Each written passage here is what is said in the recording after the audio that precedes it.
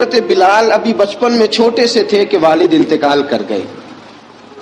یتیمی میں پرورش پائی جناب بلال نے، یتیمی میں.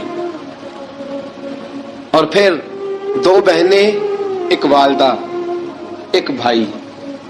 حضرت بلال حبشی کا یہ خاندان مکے میں بکتا بکاتا کسی طرح عبداللہ بن جدعان کے پاس پہنچ گیا.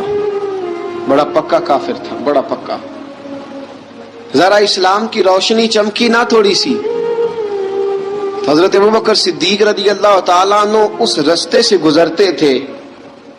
اس رستے میں حضرت بلال کام کاج کیا کرتے تھے، بڑے محنت، بڑے جفا کش، بڑے ہمت والے.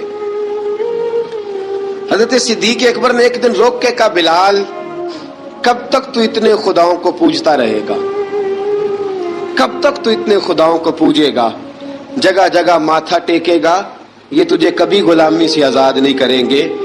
میں تجھے ایک دروازہ بتلاتا ہوں، اگر تو اس دروازے پہ آئے گا تو وہ تجھے مکے کی گلی سے اٹھا کے کعبے کی چھت پہ کھڑا کر دیں گے.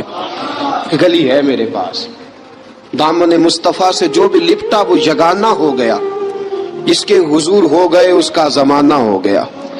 حضرت بلال حبشی رضی اللہ تعالیٰ عنہ کو بات بتلائی. سلیم الفطرت آدمی تھے، سنجیدہ آدمی تھے، اچھا مزاج رکھتے تھے، فہم و فراست رکھتے تھے. جناب بلال نے کلمہ پڑھ لیا.